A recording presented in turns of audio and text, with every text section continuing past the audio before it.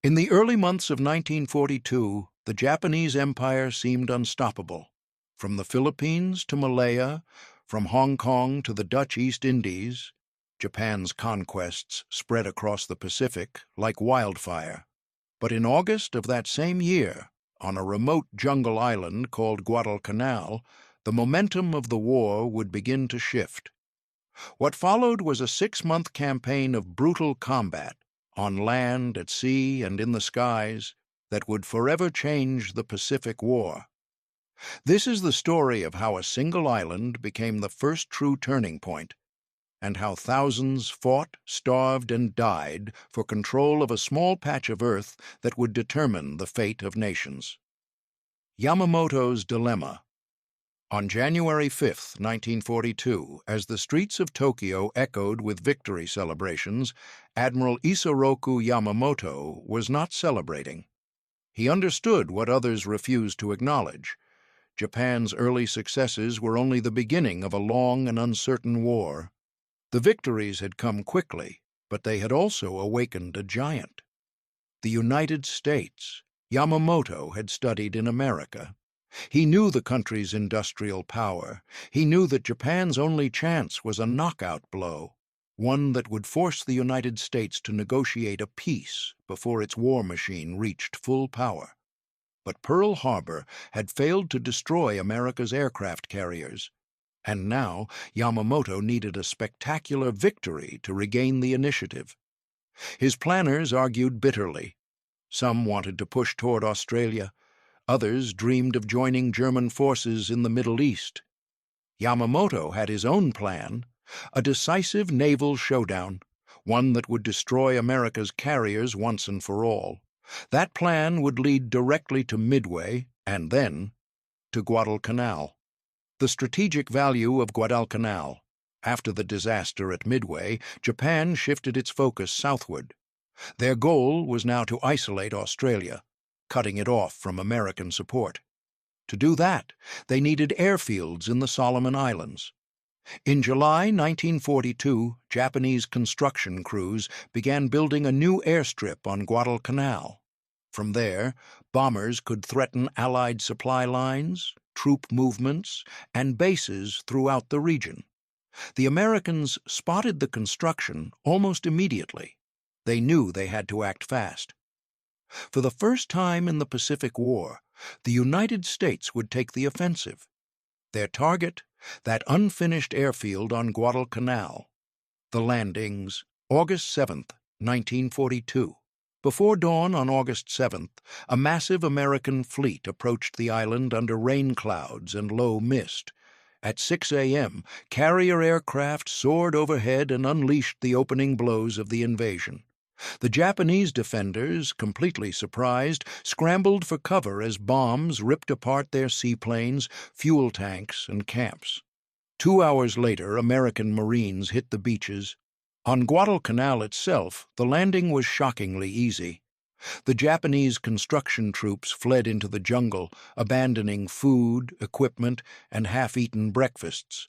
But across the channel, on the smaller islands of Tulagi, Gavutu, and Tanambogo, the story was very different. There, seasoned Japanese troops were dug in and ready. The fighting was vicious. Machine gun nests in caves, snipers hidden in trees, suicide charges at night. The Marines experienced for the first time the ferocity of the Japanese soldier, an enemy who would rather die than surrender. When the fighting ended 2 days later, nearly every Japanese defender was dead, and the Marines had learned a grim lesson. The war ahead would be unlike anything America had fought before. Henderson Field. On August 8th, Marines reached the Japanese airstrip. They named it Henderson Field, after a pilot killed at Midway. Its capture instantly changed the balance of power. From this airfield, American planes could strike Japanese ships and supply lines. It became the lifeline of the entire campaign. But holding it would be another matter. That same afternoon, a massive Japanese air raid roared in from Rabaul. Carrier fighters scrambled to intercept, Anti-aircraft guns filled the sky with fire. Almost all the Japanese bombers were shot down, but the American carriers suffered heavy losses in dogfights with the deadly Japanese Zero. Worse still, Admiral Frank Jack Fletcher, fearful of more losses, pulled his carriers away. The Marines were now alone. No naval support, no air cover, except what could operate from the rough, muddy runway they had just captured. They called themselves the Cactus Air Force. They would soon become legendary. The series of night battles. The Japanese reacted swiftly. They assembled a powerful bombardment force, including battleships and cruisers, intent on leveling Henderson Field. What followed was a series of chaotic, deadly night naval battles that turned Ironbottom Sound into one of the most haunted stretches of water in the world. Destroyers launched torpedoes at point-blank range, cruisers collided in the darkness, searchlights lit up the night like lightning. Ships exploded under massive shellfire. The first major clash, on August 8th, the Battle of Savo Island, was a disaster for the Allies. 4 cruisers were sunk. Hundreds of sailors died. It was one of the worst defeats in American naval history, but the Japanese failed to complete their mission. Henderson Field survived, and every day it survived. The Japanese situation worsened. The Bloody Ridge and the ground campaign on land, the Japanese launched repeated attempts to retake Henderson Field. The most famous of these came in September when Colonel Kiyonao Ichiki, leading an elite force, charged straight into American guns in a near-suicidal assault. They were annihilated. In October, the Japanese tried again, this time with thousands of troops attacking from multiple directions. The Marines fought desperately along a narrow ridge under the command of Lieutenant Colonel Merritt, Red Mike Edson. Wave after wave of Japanese infantry attacked in the darkness. Some charged with bayonets. Others crawled through the grass. Some simply tried to overwhelm the positions with sheer numbers, but the Marines held. When dawn came, the ridge was covered with bodies.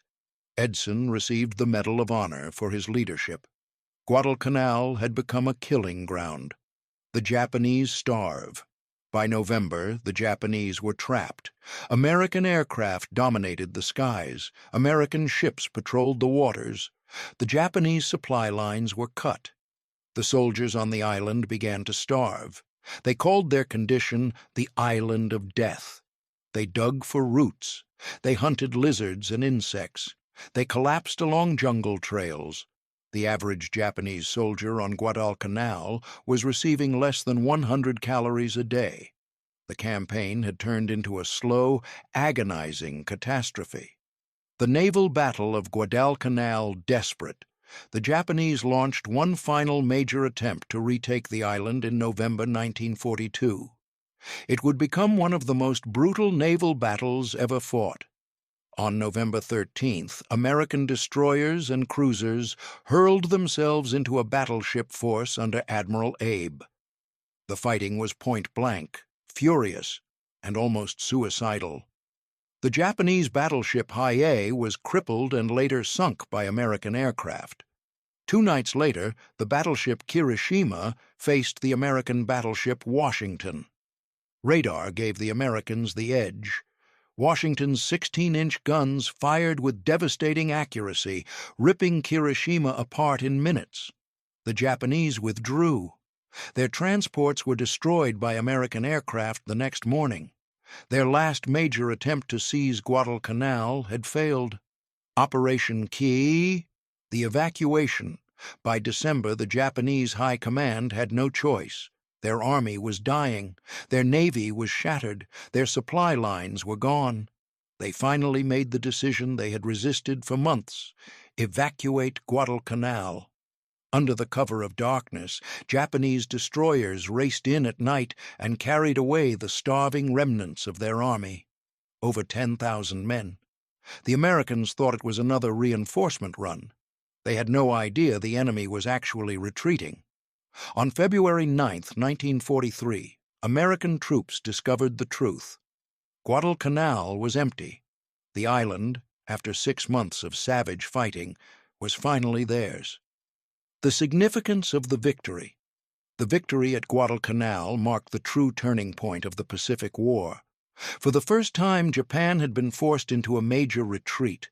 For the first time, the United States had seized the initiative.